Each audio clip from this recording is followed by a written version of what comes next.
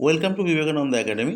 আজকে দ্বাদশ শ্রেণীর ফোর্থ সেমিস্টারের চতুর্থ অধ্যায়ের রাষ্ট্রবিজ্ঞান বিষয়ের ভারত সরকারের বিভিন্ন বিভাগসমূহ বা বিভিন্ন সরকারের বিভিন্ন রূপ, এই অংশটা থেকে যে সকল 6 নম্বরের অর্থাৎ 6 মার্কের কোয়েশ্চেন্স আসে, সেই ইম্পর্টেন্ট প্রশ্নগুলিকে আজকে এই ভিডিওর মাধ্যমে তুলে ধরব।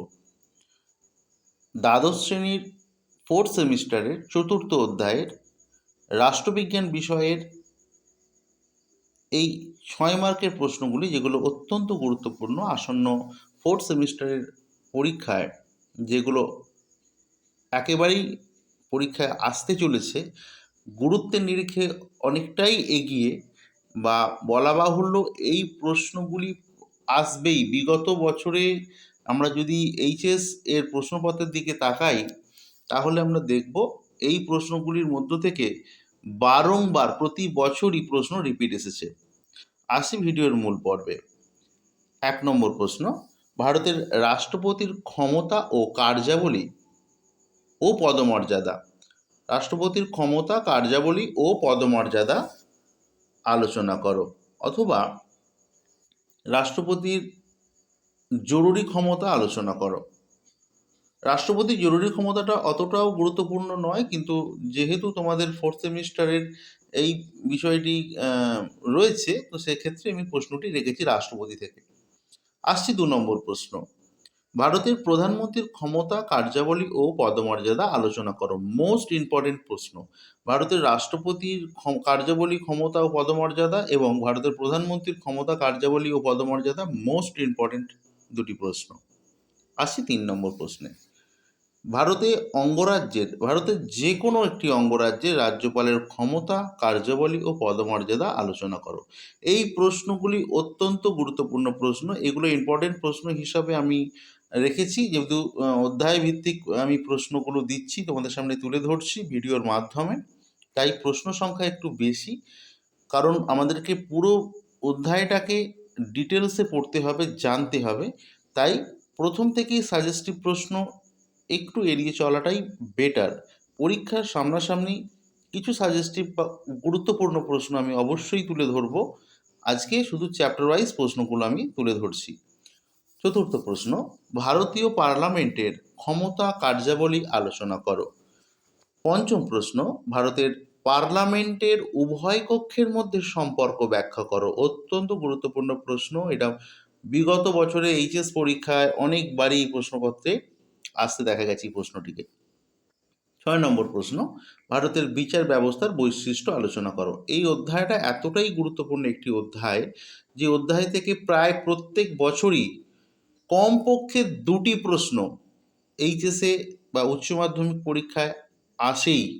তাই তোমাদেরও এই অধ্যায় থেকে অবশ্যই 6 মার্কের প্রশ্ন থাকবে।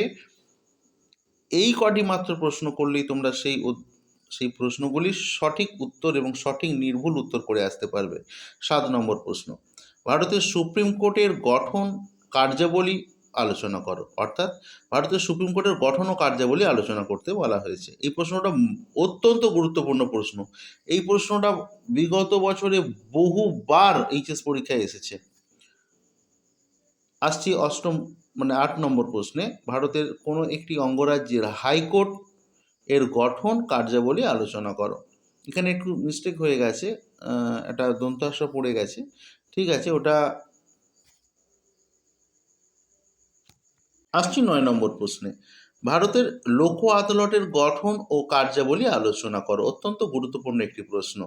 10 নম্বর প্রশ্ন, ভারতের যে কোনো অঙ্গরাজ্যের মুখ্যমন্ত্রীর ক্ষমতা, কার্যাবলী ও পদমর্যাদা আলোচনা করো। মোস্ট ইম্পর্টেন্ট একটি প্রশ্ন।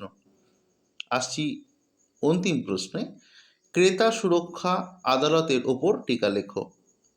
এই ভিডিওর শেষ অংশে আমি বলে দেবো কোন কোন প্রশ্নগুলি, কোন হাতে গোনা মাত্র 3 থেকে 4টে প্রশ্ন করলে এই অধ্যায় থেকে কমন পাওয়া সম্ভব। সেই 3 থেকে 4টে মাত্র প্রশ্ন করলেই এই অধ্যায় থেকে কমন পাওয়া সম্ভব। ভিডিওটিকে আমি আস্তে আস্তে স্ক্রল করে দেখিয়ে দিচ্ছি তোমাদের, তোমরা দেখে নাও প্রশ্নগুলি আবারও, এবং যত্ন সহকারে খাতায় তুলে রাখো এই প্রশ্নগুলি বারবার বাড়িতে লেখার অভ্যাস করো, পড়ো, খুঁটিয়ে পড়বে। টেক্সট বুক থেকে এই যে টপিকগুলো আমি থেকে প্রশ্ন দিলাম, এই টপিকগুলো টেক্সট বুক থেকে খুব যত্ন সহকারে পড়বে, দেখবে অবশ্যই তোমরা উপকৃত হবে।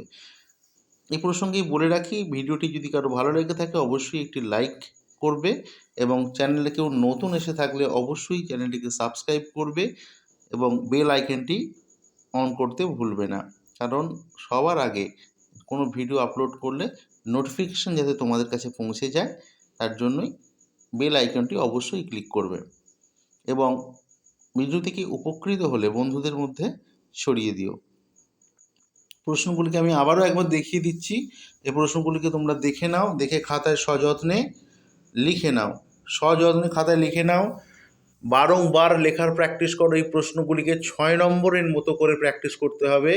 একটাই শুধু ব্যাপার, বিগত বছরে এইচএসএ পরীক্ষায় এই প্রশ্নগুলি একটু বেশি মার্কের 8 নম্বরের পড়তো, এখন তোমাদের এটা 6 নম্বরের লিখতে হবে। অসুবিধার কোনো ব্যাপার নেই, এই প্রশ্নগুলি থেকেই প্রশ্ন আসবে একদম 100% নিশ্চিত। এই প্রশ্নগুলিকে একটু বেশি সংখ্যক প্রশ্ন দিলাম কারণ আমাকে প্রথম পড়ছি, একটুখানি ভালো করে জানতে হবে, বিষয়গুলো বুঝতে হবে, বুঝে নিতে হবে, তাই তোমাদের সুবিধার্থেই একটু বেশি সংখ্যক প্রশ্ন দিলাম। এর পরবর্তী ভিডিওতে যখন আমি সাজেশান দেব তখন অবশ্যই প্রশ্ন সংখ্যা এখান থেকে কমিয়ে দেব এবং অনেক উল্লেখযোগ্য প্রশ্নগুলি তোমাদের সামনে তুলে ধরব। এই প্রশ্নগুলিকে অত্যন্ত গুরুত্ব সহকারে তোমরা বারবার প্র্যাকটিস করো এবং বারবার লেখার অভ্যাস করো, কারণ তোমাদের সময়ের মধ্যে লিখতে হবে। আজ এই পর্যন্তই, দেখা হচ্ছে পরবর্তী ভিডিওতে। ধন্যবাদ।